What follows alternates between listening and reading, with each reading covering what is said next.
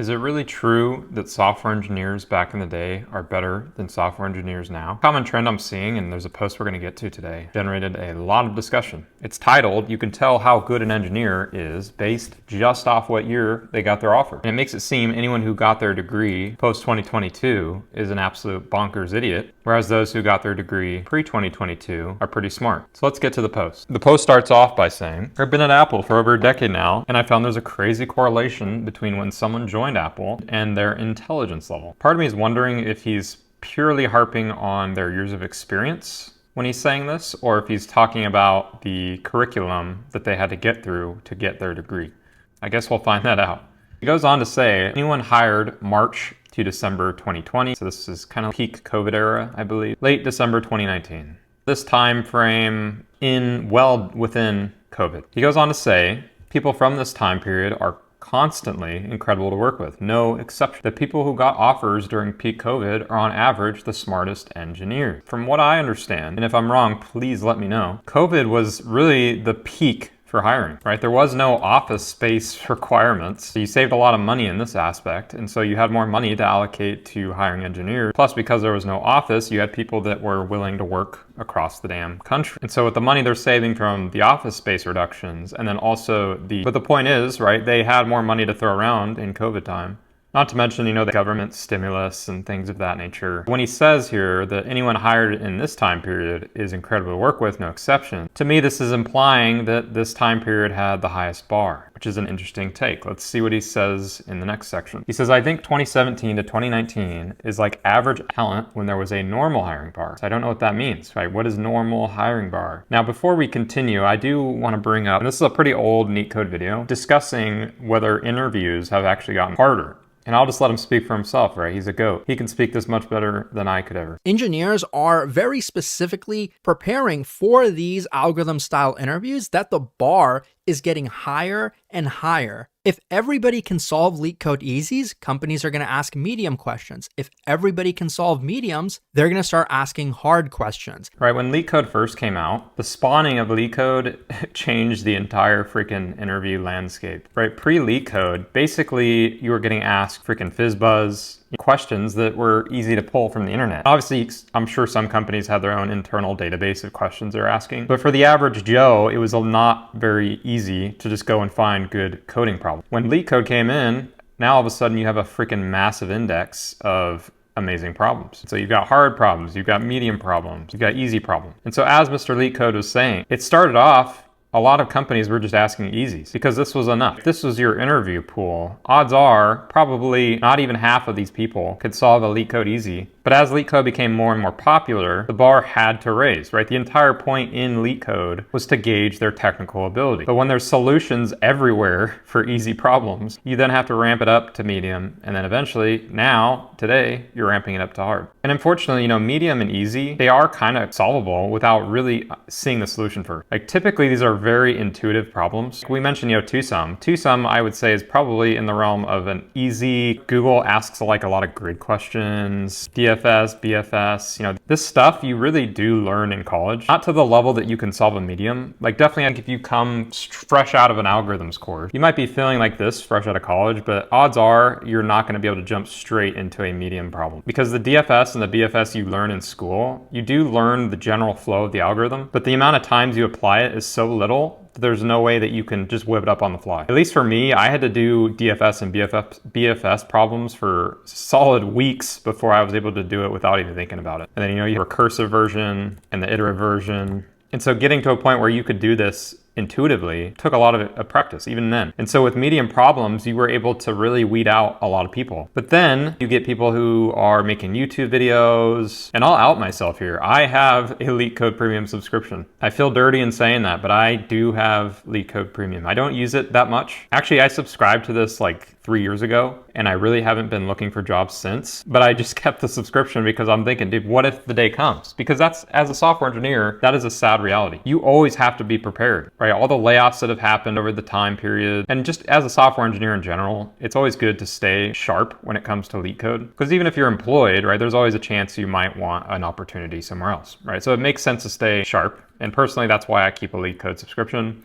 I don't use it very often, but it's good for me personally to keep it. And so on LeetCode, it's been a minute since I've used this, but you can see here there's a trending company section. Say I was applying for Google, I can just click on Google and then I can filter directly by the frequency of the questions. This right here gives me a list of the most frequent questions reported by users for Google. And you can get the exact questions that are likely to come up in the interview. And so with that reality, they have to ask these hards now. They have to assume that everyone already knows how to solve medium and easy because of YouTube videos and then also just practice. A lot of these hard questions, if you didn't solve it prior, you're not going to solve it in time, right? In interviews, you typically get like 20 to 30 minutes. It's really more like 20 because typically when you start off an interview, it's like introductions and then they go into the coding problem. Depending on how good the interviewer is, he may end up taking too long to get to the interview question. And so you're left with a lot less time than you need to solve the hard. And so when I see that, that companies are lowering their bar, I've never seen it that way. I feel like the bar has been raising forever. Ever since the dawn of LeetCode, the bar has gone higher and higher, right? You see these posts all over the internet. Like even February 19th, this guy's saying, is it me or have interviews gotten harder since AI became popular? And I get LC hards at Microsoft. Like Microsoft has always been kind of a relaxed company. You go here when you don't want to stress out too much and you just want to get paid well and live a comfortable life. Definitely they're talented and I'm sure the interviews have always been somewhat difficult, but to see Microsoft of all companies asking LC hards is pretty insane. Microsoft has never been known as being like the top of interview requirement. And so that shows you, the bar hasn't lowered. I'm not sure where he's getting at there, but let's continue. Maybe he'll save his argument later in. And so the post finishes by saying this wasn't the case at all before 2024. So he is right in that there wasn't,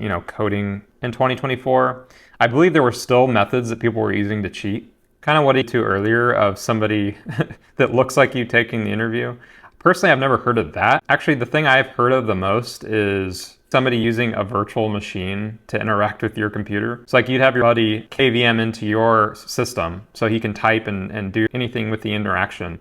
And then you're just sitting on the webcam answering the questions and acting like you're coding. I've seen that before in like YouTube videos and discussion boards about that. And he goes on to say, I have companies bring back in-person interviews and rotate their questions every week, so I don't have to continue working with dumbasses. The problem I have with this is that it assumes that just because somebody passed an interview, a high bar interview, that they're actually good to work with. I think we've all heard of the story of Soham Parekh. And so this guy, he was overhired. He had like 3 or 4 companies that he was working at one time. This guy had mastered the interview. He impressed every interview he went into. So working with him was obviously a nightmare because he wasn't actually working. Obviously, if he dedicated all of his energy to one job, he would have been. But the point is you really can't gauge just off the interview how the person is going to be to work with. Also, it makes me think of the times where I've studied before an exam the day before. I like to call this exam stuffing. LeetCode is not that different. Anytime you have an interview coming up, what are you going to do? You're going to freaking spam LeetCode questions. Obviously you want to practice over time. That's important. But when the interview is tomorrow, what are you going to do? You're going to go on LeetCode. You're going to go to the company that you're applying to, and you're going to look at what the top questions were for the last 30 days or so. And you're going to just go through them. And as NeetCode is mentioning, right, when they're asking LC hards, basically, it's a gamble of if you saw the problem the night before. Praying that one of these hard questions were actually in the high frequency ones. It's like trapping rainwater. I remember doing this back in the day. You're hoping and praying that this question gets asked. And what you're doing is you're probably going into the editorial. You're understanding the solution like the back of your hand. Maybe you're coding it yourself manually. You're dedicating all the time you can to this one hard or maybe a couple hard problems, and you're praying to sweet Jesus that it's going to show up on the interview. And so it's sad to say, but it's almost like a freaking slot machine, right? The person that does well in the interview, almost it's whoever just so happened to luck out and get the same problem that they were practicing the night before. Now that's obviously not cut and dry. In an ideal world, you're prepared. In an ideal world, you've been practicing LeetCode for months to the point where you just understand the patterns and there's no question that you can't do. And that's a real thing. Don't get me wrong. I think if you take someone like NeetCode, who's probably done 1,000 LeetCode problems at this point, you could probably show him one that he's never done before and he'll figure it out because he has so many patterns in his head that he's built up over years that instantly when he sees a problem, he's thinking of another problem he did. But unfortunately, most people don't get this leisure because if you're already employed, your time is limited, right? This is a sad truth that we have to live with. And so while NeetCode's job is to do LeetCode problems, obviously he's able to allocate this time like crazy. Case is, the glory goes to the one with more time. Time salaried worker. And you might ask yourself, right, why is this guy even doing LeetCode? because you have to. Because the day might come where you get laid off, or the day might come where a better opportunity comes. So you still need to practice this at some point before you do the interview. And you're only getting maybe 2 hours if you're lucky. Like, this is if you're completely ruining your life, right? You're cutting out all of your social potential. Anytime you have with family, it's gone, right? You come home from work, you do your 2 hours, and then you're not doing anything else. And so over time, this adds up a lot to where, if you two people in an interview, and you got this student here who spent literally thousands of hours built up over 3 months because he had no job, and he needed a job really bad. And then you have this full-time salaried worker who was only able to allocate maybe an hour or two a day. Who do you think is going to pass the interview? Fortunately, the full-time worker, even though he codes every day for a living, it has nothing to do with the LeetCode problem. So it never translates to him doing well in the interview. The question we're wondering about, right, is this true? Are post-2022 engineers worse? And he does mention that 2025 is the absolute worst. From what I gather, what he's saying, he's implying that anyone who graduated post-2022 is effectively an idiot. There's another article I want to bring in because I think it really shows how this mindset has been around since the dawn of freaking time. And this is an article from Joel Spolsky. He is the co-founder of Stack Overflow. And this article is old as dirt, right? 2005, right? This is what people were doing back in 2005. I think I remember this guy on TV once. I was alive during 2005, absolutely, but I don't think I remember half of it. And so this article is interesting to me because it really has a similar tone. And so it starts off right away, right? Lazy kid. Whatever happened to hard work? And so he's taking an angle of work ethic, which I really think is kind of the same here. And so he goes on to say, a sure sign of my descent into senility, that's a weird word, is bitching and moaning about kids these days and how they won't or can't do anything hard anymore. When I was a kid, I learned to program on punched card. All right, so Mr. Joel here, he was sliding this thing into a machine and out came a program. Imagine programming FizzBuzz on something like that. So he says, if you mistake, you didn't have any of these modern features like a backspace key to correct it. You threw away the card and started over. Instantly, before I even continue, I feel like most people watching this video, if not everyone, can see this and say, that's crazy. The amount of people who have this experience is pretty small in this day and age. To be pretty old to have experienced programming before the backspace key existed. That's a very niche group of people. When I started interviewing programmers in 1991, I would generally let them use any language they wanted to solve the coding problems I gave them. 99% of the time, they chose C. C was definitely a very popular language because, really it was the high level option, right? I believe we went from assembly to C. Now, obviously I wasn't born in this time, but from what I heard of my instructors in college, a lot of engineers went from assembly to C programming. And so assembly is like straight raw, right? Like you're doing a bit of register movement, freaking branch prediction. You're doing all this weird low-level stuff. C was low-level, but not to that low level, right? This is a human readable freaking language, and this is more of you really have to stretch your thinking. And so you read this and you kind of see that he has even towards C. The reason I find this funny is because I think a lot of people would see C as actually kind of the hard-ass approach today, right? C and C++, a lot of engineering circles see these languages as being like the real engineer languages, whereas JavaScript and things like Python are considered more of a layman type of language. And so when you see him mentioning C in a negative light, it shows you how old this article is. Nowadays, they tend to choose Java. Now, don't get me wrong, there's nothing wrong with Java as an implementation language. Wait a minute, I want to modify that statement. I'm not claiming in this particular article that there's anything wrong with Java as an implementation language. There are a lot of things wrong with it, but those will have to wait for a different article. Instead, what I'd like to claim is that Java is not generally a hard enough programming language that it can be used to discriminate between great programmers and mediocre programmers. Now, this is an interesting one because I'm assuming he's specifically talking about the syntax of JavaScript, or maybe the garbage collection, and he's not talking about algorithms and data structures. I think in this day and age, when we're talking about barriers, like what separates A from programmer B,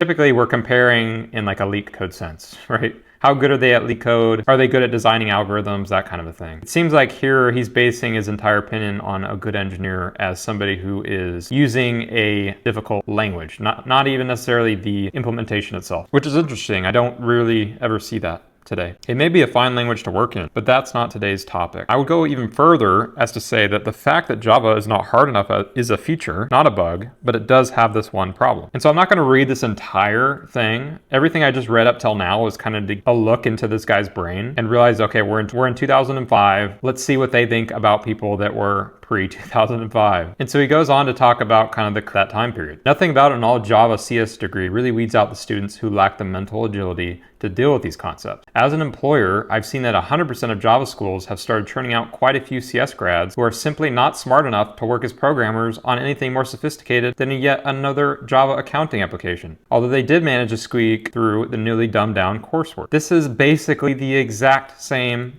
argument. The bar is lower, the barrier of entry is lower. Here he's saying the same thing. Obviously, this is harping at coursework, but I can tell you right now, people feel this way about modern coursework as well. And the problem I have with this is it assumes it's a bad thing, that easy is bad, but this is the most backwards thinking thing in the entire freaking universe. The idea that you need to go through freaking Stephen Hawking levels of education is completely missing the point. At the end of the day, what is a software engineer for? It's to build a product. This is what matters. How they build this product does not freaking matter. They could build this with rocks, dirt, and mud. Actually, I guess dirt and mud are the same. You get what I mean, right? It doesn't matter what gets them to this. All that matters is that they get to this. And at least in my school, we still learned a lot of really rudimentary concepts, especially in computer architecture, which computer architecture today, like if you read textbooks today, they're still very applicable even many years later. But there's certain parts of these textbooks that we do not need, that will never translate to a regular job. And so that makes you wonder, like, what is the point in uni? Right? If you're a practical person, you're thinking, oh, it's just to get the piece of paper, which this is part of it, but it is definitely a little bit deeper than that, right? At least to me, the whole point is to prepare you for the work that you're going into. Unfortunately, this part, especially in CS, in my opinion, is probably even worse than other career paths. This is not something that it does, right? CS and EE, especially CS. I would say EE maybe a little bit less, but CS, it suffers in this area because none of what you actually do in class translates to your job, which is coding. And obviously EE, a lot of the times you end up in a software job anyway. And so the college that's supposed to prepare you doesn't actually prepare you for the workforce. And I wasn't in college in 2005, but I'd venture to guess it didn't do it here either. But so going back to what I was saying, the idea that easy is bad is completely missing the point. Who cares if Java is a modern standard and companies are using this, and the odds are you're going to be using it out of college? Why is it a problem that that's what we're using? The argument you might make here is that, oh, well, if we teach them a harder language first, they'll have an easier time learning Java. No. Now, I see where he's getting at here, and there is part of it that I do agree with, which is the idea that if you learn a harder, lower level language like C, it really does set you up for success. So like the argument making about, Java being a more high level, easier language. And I do agree. I think learning C is a better option if you can, because it forces you to think about things that a lot of programming languages do for you now. I think there's benefit to this. Memory allocation works and all this stuff. There's definitely benefits to learning C, so don't get me wrong. But at the same time, if your job never uses this stuff, why should you learn it? You might say like, oh, it'd be a better programmer, right? If you know how malloc works and all this freaking memory allocation stuff, I would say it helps you understand, right? It gives you a deeper understanding that I think is hard to really grasp if you're not using C. But this doesn't necessarily translate to you being a better programmer. It doesn't. It just means you can understand things possibly a little better, which it depends on work you're doing, right? I don't think somebody in web dev ever has to worry about what C is like. And so we'll get to the conclusion of the article here. He says, my God, I thought they're trying to dumb down the curriculum even further. Why not spoon feed everything to the students? Let's have the TAs take the tests for them too. Then nobody will switch to American studies. How is anyone supposed to learn anything? The curriculum has been carefully designed to make everything easier than it already is. There seems to be a task force underway to figure out a simple subset of Java that can be taught to students, producing simplified documentation that carefully hides all of the EJB, J2EE crap from their tender minds, so they don't have to worry their little brains about any classes that you don't need to do the ever easier CS problem set. And so the argument he's making here is really, if down the curriculum, they're going to be less prepared when we bring them out in the workforce. At least that's my interpretation of it. But as I said, I really don't see that. At the end of the day, you're better off learning what you're actually going to use in the workforce. And kind of what I alluded to earlier, unfortunately, LeetCode is not something you learn in college. And so like this student here, he could spend all his days studying super hard in class, acing every exam. If he didn't manually do LeetCode over his time period, he's probably going to have a harder time getting a job than the person who maybe wasn't as effective in the exams, but he spent more time focusing on LeetCode. Really hasn't changed. We're in the year 2026 and we still have the same mindset, right? Imagine this guy's opinion on people that are in this year and seeing this guy, right? This guy who I'm assuming, based on his post, right? I'm assuming he probably graduated in the 2020 era. So I imagine he wouldn't hype up people that weren't himself. You can go back 15 years and you'll find somebody that sees that way for him, right? And so this will never end. You'll have a 2005 look down on a 2010, look down on a 2015. And this chain will go on forever. People in 2015 thought they were superior to 2010. People in 2020 thought they were superior to 2015. This never ends. It goes on forever and ever. And so when you see that this is a common trend, the way you should be viewing this is as stop caring, right? Prove them wrong. When this article was released in 2005, I want to list off a few names of people that came out of college in this exact year that he was complaining about. Mark Zuckerberg would have graduated, I believe, around 2005, maybe even later than that. Now, regardless of how you feel about him, he was clearly smart enough to start a company and do pretty big things. Drew Houston. This is the co-founder of Dropbox. I believe he was around 2005 graduation year. Now, Dropbox really made a lot of mistakes in their strategy and marketing. We can agree there. But this is undeniably a massive impact on the way we use the internet. Right, without Dropbox walked so Google Drive and OneDrive and all these other alternatives could run. And I'll list off an even more modern one. Gennady Korotkovich, I hope I'm pronouncing that correct. This guy, if you look him up on Google, and I encourage you to do so, he is coined as the greatest competitive programmer of all time. When you see what this guy is capable of when he's presented with a problem he's never seen before, and you tell me that, oh, because he was a newer student, his curriculum was so dumbed down that it actually mattered, you realize how absurd that is, right? 2016, over 10 years later, when this guy was saying we were dumbing down the curriculum, we've got people that have been produced that have had no issues, right? So this idea that, oh, because we're dumbing down our curriculum, our students are not as good at engineering is a bad take. The idea that hiring is getting easier is a bad take. And yet these takes will continue throughout time, right? In 2030, we're gonna have these same exact posts of people saying that people from 2025 were better than 2030. This is never gonna end. People do not stop. Like, this is an article I found on harpers.org. It's basically discussing the life of Roy Lee and his approach on life. If you're not familiar with Roy Lee, he's very much a meme person. This article is insanely long. I'm not even gonna bother reading it all, but he's basically complaining about the work ethic of the young engineer. And of course, he picks the guy that's probably the worst example of a hardworking engineer in Roy Lee. Now, don't get me wrong, Roy Lee, he's smart at marketing and all this other stuff, but as an engineer, you cannot say that he's the one to look at when it comes to a modern engineer. But these old people will find anything they can, man. They'll find any nugget they can to say, hey, my generation was better, your generation sucks. And it'll always be that way, unfortunately. And so my take on this, I graduated in 2022. And so I'm in the same boat that this guy's claiming is the easy mode. So me personally, I graduated at the end of 2022. And I can tell you right now, a lot of my class could not find jobs. I lucked out and I had an internship at the end of my senior year, which was able to convert into a full-time position where I've been since. But I know people from my graduating class, it took them anywhere from 3 to 6 months to get an opportunity. And that was then. It's much harder now, right? You're looking at probably 6 months to a year on average when you come out of college. In 2022, the interviews still suck, right? They're even worse now. These mediums and easies, because people really didn't practice this in school, doing these for interviews was always a piece of shit, right? It sucked. And I can tell you right now, when I was coming up through college, especially at the end of my year, I was looking at posts like this all the time. I was looking up things like, is CS a dead career path? And reading these forums of people talking about the state of CS. And what's sad is you would often find engineers that graduated in CS talking negatively about the thing that they graduated in, right? This post here, we're assuming, is from an engineer, right? Somebody who went to school for engineering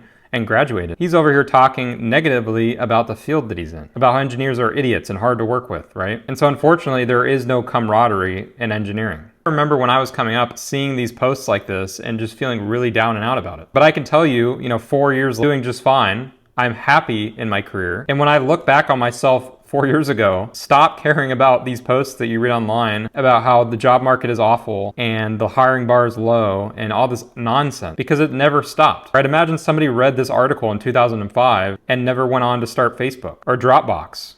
Imagine somebody reading this today and not going on to start some major company in 2030, right? When you read these posts, mindset should be prove them wrong. This should be your mindset. And I want to read some of the comments to this post so that way we can see what the general feeling was about the post. And so this is a pretty highly liked comment from Microsoft. He says, "It's easy for people like you to sit on your high horse and judge. Let me guess, you're the guy who asks only LeetCode hards because you'll be able to tell if they actually understand the answer or just reading off an AI tool, right? The problem when pricks like you do this shit, the only people who get offers are the ones using AI or leaked question site. You are the problem, not the candidates," right? This is so damn true. Unfortunately, a large part of the interview process is luck.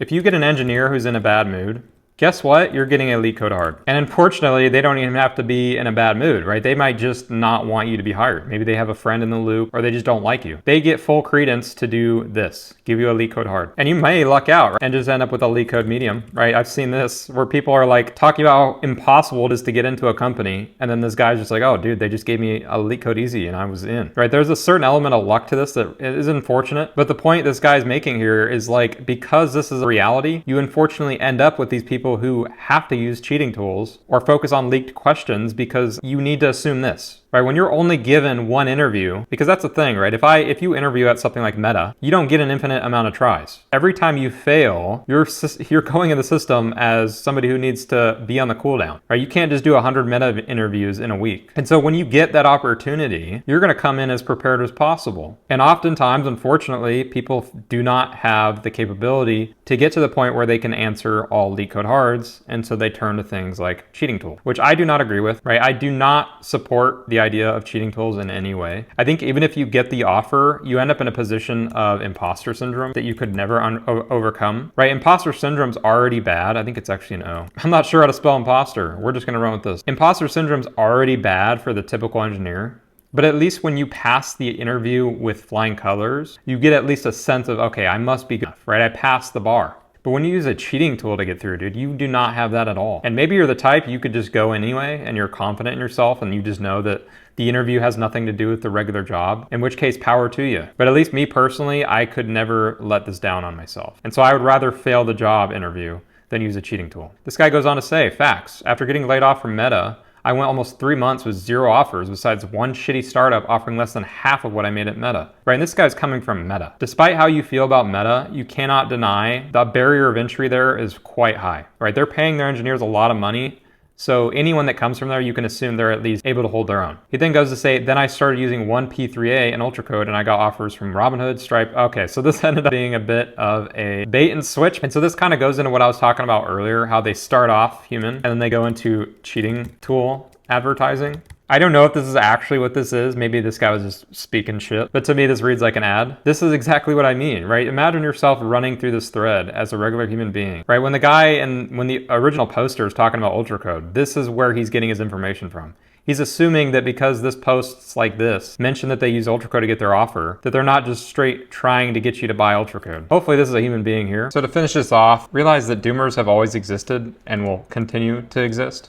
If the people before you listened to those very doomers, they would have given up and they would have never succeeded in their life. So let these doomers talk to the wall and just stay in your own lane, which will eventually lead to your own happiness.